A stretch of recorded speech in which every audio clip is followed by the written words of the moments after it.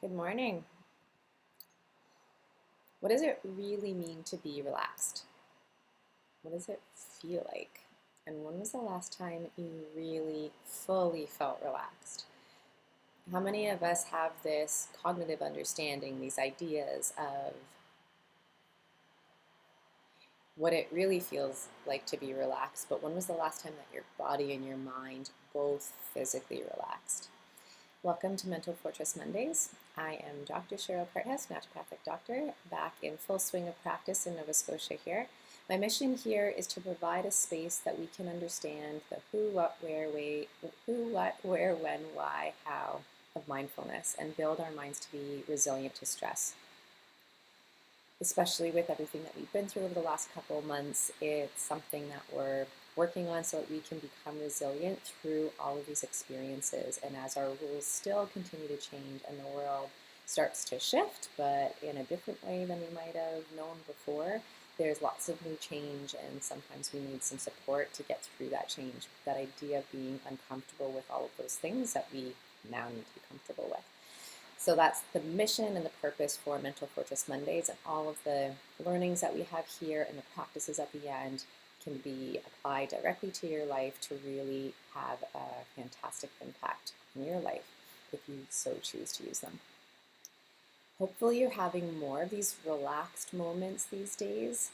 It's often one of those things that we really only realized how stressed you were, how tight your muscles were, even if you were holding a stressed posture of some sort, only after you've had a glimpse of that relaxation. One of those, oh, I didn't even know I was that stressed. And then you finally let go and really feel that release of tension. And it's only from that contrast that we start to realize how tight we were before, what our stress levels were before. And it can be a very similar thing then in terms of balancing out the nervous system, of just wanting to provide different tools that allow it to let go. And then we get this realization of, oh, that's how stressed we were.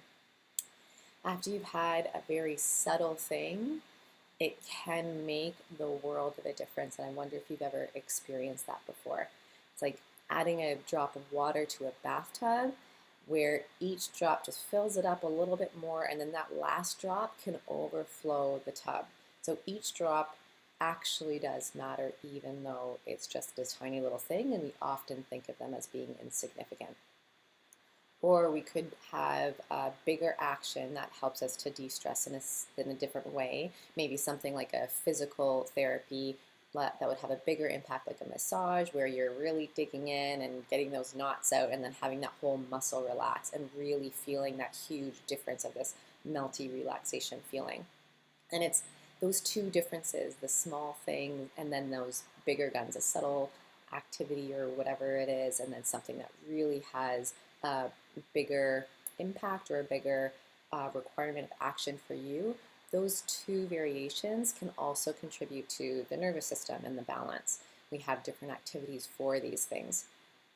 There are three aspects to creating and maintaining balance in health, and specifically in our nervous system as well. And we want to explore some of these. So I'm going to show you our little diagram here. So first, we have a fire in an environment here. First, we want to start to stop fueling the fire. We want to take away any course of action that's going to be throwing off our health and throwing off our nervous system. Second, we want to correct any of the deviations that are present in our lives. So this is like, if we already have a fire going, we want to stop fueling it as that first one. We want to then also put the fire out. And then thirdly, we want to feed ourselves really good things to build up that resilience and to maintain the balance when we face future stressors. So we want to start really changing that terrain, planting new seeds, planting flowers, planting trees, whatever it is, watering them, nourishing them, and helping that to grow. So these three approaches, I always take in a healthcare approach with patients, And we want to actually look at that as well when we're looking at the nervous system. As a naturopathic doctor, I take in that holistic perspective. So we want to, again, address all of these, and then look at the different levels of the body and the mind that contribute to the current state of health. That might be at the cellular level, or at the organ level, or at the different tissue level, like we're looking at today with the nervous system. And then as well, how the mind contributes to it, and that's a big part of what we're doing in Mental Fortress Mondays. We're focusing on the parasympathetic nervous system today, and it's one part that is responsible for this classic resting and digesting idea that we have. The nervous system controls this aspect of our body, and it actually is a little bit more complicated than that. We're going to get into 3 different levels next week, but for now, the 2 streams that we tend to think of are the sympathetic nervous system and the parasympathetic nervous system. The sympathetic is that fight or flight, and then the parasympathetic is that rest and digest. And for simplicity's sake, we're just kind of discussing those 2 today, and we're really focusing on that one parasympathetic state. The polyvagal theory that we'll get into next week by Dr. Stephen Porges describes some really beautiful things that is kind of revolutionizing how we see the nervous system and how we're approaching it in health. So let's talk a little bit more about the parasympathetic nervous system, and specifically about the vagus nerve. This is one of the major nerves that controls the system, and as we try to influence the system, we can really use this nerve to do that. We want to tone it and help the nerve then to feed different messages from our body to our brain, and then vice versa. So let me expand on this idea of stress. The things that cause us to burn out include all of the aspects of our lifestyle, typically. We contribute to our own burnout through the food that we eat, the demands on ourselves. It could even be the air that we breathe if it plays a factor, how we breathe, so the depth, the speed at which we breathe, and then the toxins that we're exposed to, and that can also influence our air quality, emotional stress, and the different patterns that we've created in our life in order to deal with life and to deal with stress. Our mental fortress, or our level of burnout on the other side, develops because of these factors that really influence us and influence our lives. So let's say that we have the goal of improving our health, which typically is my goal on a daily basis for myself and for others. We need to understand, one, what their healthcare has been up until this point, or what their health has been like. Is it someone who tends to get sick every season? Are there repeating patterns? This is sort of more of a bird's eye view of taking into account all of those things all that information that we're collecting of the progression of how they've gotten to where they are today. And then 2, we want to understand what is their health today. We could be having a really fantastic day. Health-wise, we could be feeling really great. Is that really a true picture of what the body is doing? Or then 3rd, we want to understand the stability or lack thereof in their health. So how easy is it to push someone off balance? So if they are feeling really good in this moment now, what are the factors that do push them off balance? And then how easily are they pushed off? How much resilience do they have? And again, this is sort of what we're building here, all of the physical and the mental resilience of not being able to be pushed completely off balance in that way. Similarly, there may be things that then push the vagus nerve tone off just enough to give us these subtle symptoms of dysfunction, and they can start to accumulate over time. So why do we care about vagal tone in the first place? As I described last week in more detail, when our nervous system is offline, we actually reduce blood flow to the brain, and it changes our brain chemistry and the hormones in our body. With this, we lose the ability to effectively synchronize information in the brain, and this takes away our decision making, our physical and mental performance, and then we also lose foresight, and this is the ability to plan, to set goals, or to think outside the box. Those are the things that we discussed in detail last week, so feel free to go check out that video if you want some more information. And then there are other things that change as well. The vagus nerve helps to regulate the heart rate, which is why we can actually use heart rate variability as an insight into this function, as I explained last week. It helps to regulate our sweating and feeling nauseous. And in extreme situations, someone may actually lose their bladder control or bowel control. Their breathing might be slow and shallow, even to an extent that they can withdraw from our conscious body, aka faint. If you've ever felt this really anxious sensation or something really, really alarmed you, and you all the way to the point of feeling nauseous, maybe your face turns white, you get really clammy and start to sweat, and you might even faint, this is called a vasovagal response, and it's actually controlled by the vagus nerve. So all of those symptoms that you feel are from the vagus nerve and that communication. When the vagus nerve is not balanced, we can become lethargic, lack empathy, and that even shows up in our facial expression. So as our face turns white, it can be the complexion, but also how we use the facial muscles, because a lot of those are then also influenced by the vagus nerve. We tend to have a more depressive mindset. And how many people, if you've experienced burnout or a lot of stress, have gotten to the point where you kind of just don't care anymore today? Like things seem that could have been easy to do on a more happier day, maybe just feel like they were way too much effort today, you're too exhausted, and things just aren't going to get done. I definitely have been there. I imagine the majority of us have. Like, I'm just not going to do the dishes tonight or whatever it is. And that sort of depressive mood or depressive feelings and sensations and ideas that kind of come over us actually can be influenced by the vagus nerve tone as well. The vagus nerve also controls muscle tone to some of our muscles. So when our muscles can actually lack tone as well as being really tight, I think that we often think of stress as other muscles just being really, really tight. And one of the ideas that we can recognize is that these muscles can actually become too floppy. And in a sort of more well-known example would be actually snoring. So when the muscles in the mouth and on the back of the throat, they should have a particular tone when you sleep.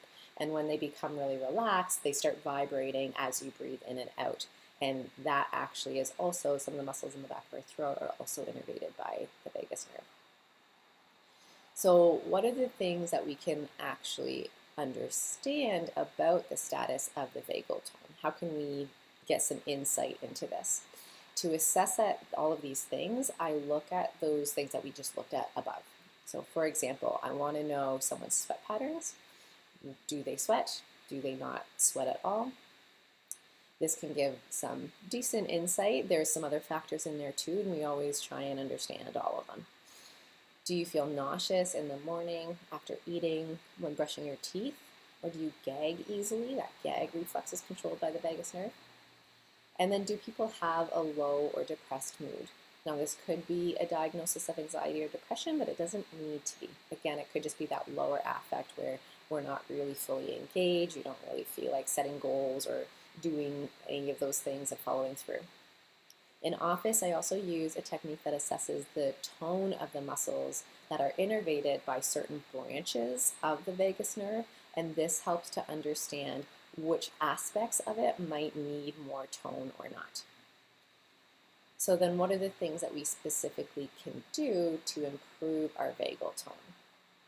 Now, as we remember these three pathways, we want to, one, avoid feeding the fire, so avoid giving our body things that are throwing us off.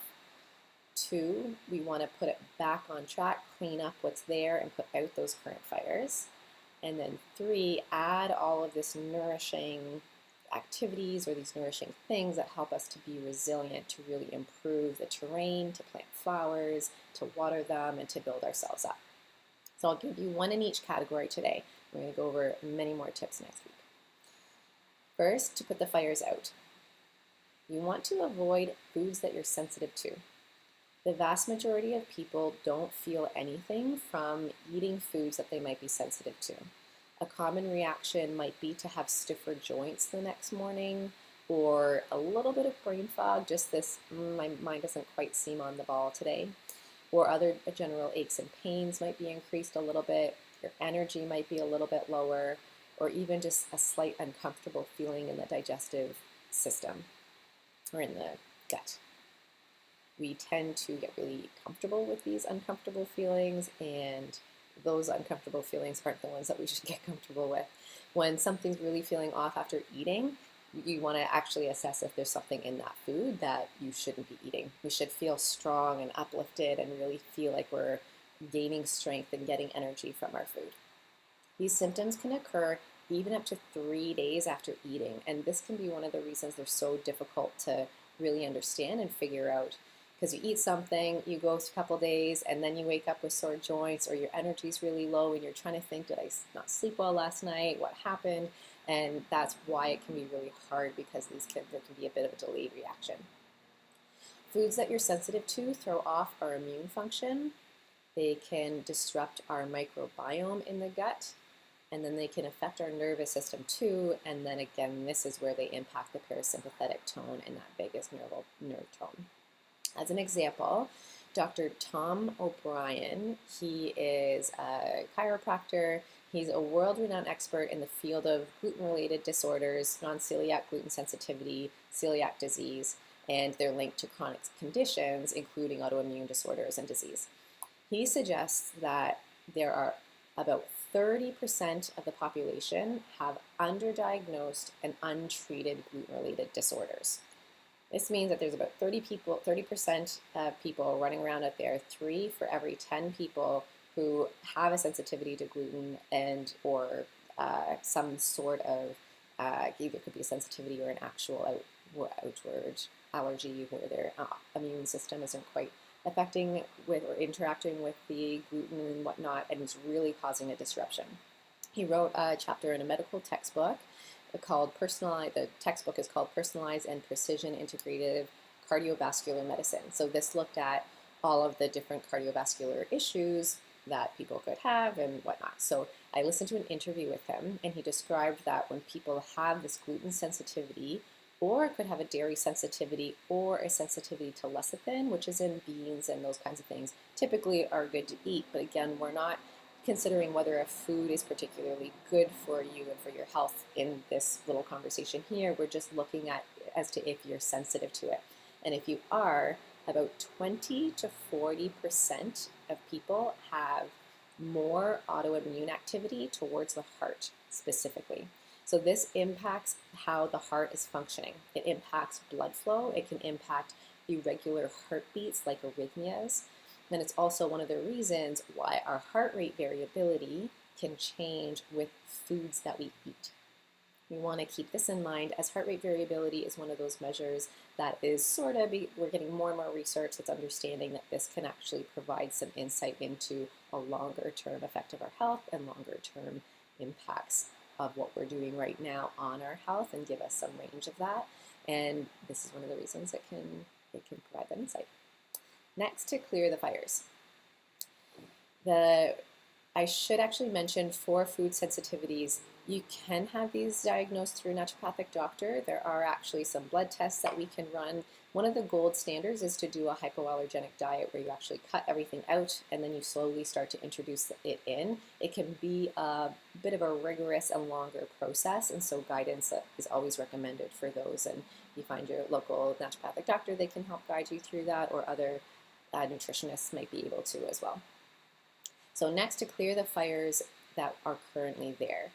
Now this typically requires an individual approach, because everyone's going to have slightly different fires on where their health needs to be improved.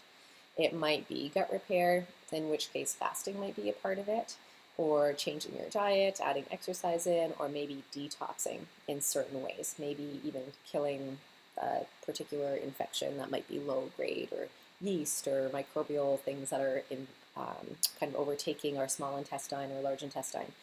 So for one idea I'll give you, it's about detoxification. This is one of the lifestyle approaches that we can try and use in order to clear some of this bogged up lymph that is in our system. We can get into specifics of lymph some other time. If you have questions, please let me know. This can be done through dry brushing, or something like a lymphatic massage, especially around the face. We get a lot of stagnation in here with our sinuses. There's some our lymph system comes under our jawline and then down our throat. And so this, it wants to actually drain, our brain and all of these other things too. And so we want all of the lymph to be flowing really well out of all of these different areas. You can actually do different facial massages at home.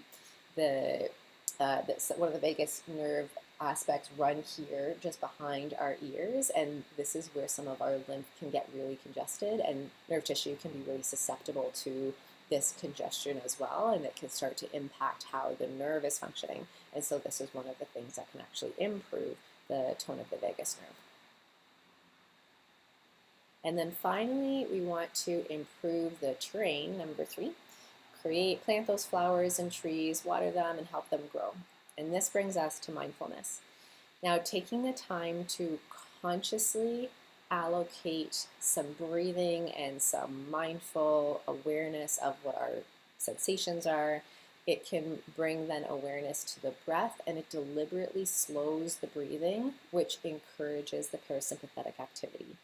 We described some of this last week. We had a breathing exercise, and we're going to go through that again now. So let's take a minute to pay attention first to how we're breathing. Diaphragmatic breathing is very important, and this is the diaphragm is a big muscle that sits right under your ribs. Just adjust this here. It sits right under your ribs, and it's a muscle that essentially is like a balloon. So when you breathe in, it presses down, and when you exhale, it presses up. And this is a big muscle that helps everything to shift. Your ribs will shift a little bit if everything is working in the right mode, and your lungs will expand, and we want that action to continue to happen as we breathe. Sometimes one side can get really stuck, and we might notice that only one side is moving then, and the other side is stuck and not moving at all. So let's try and understand what our ribs are, or what our diaphragm's doing right now. I'm going to get you to place one hand on your belly and then one hand on your chest. And I'm going to do the counts here. We're going to inhale for 4, we're going to hold for 7, and exhale for 8. And as we do this, just pay attention to which hand is moving. Maybe they both are. So inhale, 1, 2, 3, 4, hold, 2, 3, 4, 5, 6, 7, and exhale, 2, 3, 4, 5, 6, 7, 8. Again, inhale, 2, 3, 4, hold for 7, 2, 3, 4, 5, 6, 7, and exhale for 1, 2, 3, 4, 5, 6, 7, 8, and last time. Inhale for 4, 3, 2, 1. Hold for 7, 2, 3, 4, 5, 6, 7, and exhale for 8, 2, 3, 4, 5, 6, 7, 8. And if you notice which hand was moving more, we want our bottom hand to be moving out as everything's expanding when our diaphragm is functioning properly. And we don't want to have too many of up here. These are all called accessory muscles, and the muscles between our ribs. We find someone's really struggling for breath, and they're doing this. You can kind of see some of these muscles start to really work hard, and we don't want those to work hard in our normal breathing. We want our chest, it might shift a little bit, but we typically want the upper aspect of our chest to only move either very slightly or really not at all. And so how do we then make sure or practice on our diaphragmatic breathing? If you actually want to place your hands on the bottom of your ribs, and you can place them so your thumbs wrap all the way around onto your back a little bit, you actually should be able to feel your ribs expand, and even at the back it's going to be really subtle, but we want your thumbs to be able to move out just a little bit as well, so your whole rib cage is expanding in all directions. Your ribs should come forward a little bit, out we're probably going to feel it the most there, and then also at the back. And again, we want to feel for even movement around the whole thing on both the left and right sides. And then we want to be able to feel it at the backs a little bit as well. And again, that is going to be more subtle. If you have difficulty with this, another way to do it is to lie down and place some books on your abdomen, and you can practice pushing those books up while you're taking a deep breath in. So you want to breathe in and out, in and out. And then as you're even lying on a table, you can put a hand behind your back as well and just feel that your back is pressing into the table as you can when you breathe in. So pushing out and then pressing backwards into the table. If you want to place your hands here, we'll do a couple more breaths. We'll get you to take a deep breath in for 4, 2, 3, 4, and then hold for 7, 2, 3, 4, 5, 6, 7, and then exhale for 8, 2, 3, 4, 5, 6, 7, 8. I'm going to get you to continue that again. Inhale for 4, expanding all the way around. Can you feel it press into your thumbs at the back as well? And hold for 7, 2, 3, 4, 5, 6, 7, and then that exhale for 8 is the important aspect, because when our exhale is longer than our inhale, it starts to encourage the parasympathetic nervous system to engage, and we'll feel more relaxed. And 8. And inhale for 4, 2, 3, 4. Hold. 5, 6, 7, and exhale for 8, 2, 3, 4, 5, 6, 7, 8. And do that one more time. 2, 3, 4. Inhale and hold for 7, 2, 3, 4, 5, 6, 7, and exhale for 2, 3, 4, 5, 6, 7, 8. Excellent. So we did about 5 minutes there of breathing, and I definitely am feeling more relaxed. I hope everyone is feeling a little bit more relaxed as we engaged our parasympathetic nervous system from elongating that exhale. Keep that in mind, something really easy to do as you're driving, going about your day, meetings, working, whatever it is that you're doing. A really great way to encourage that vagal nerve stimulation. I have many more tips for toning up the vagus nerve. I'll see you next week for more of those. Take care.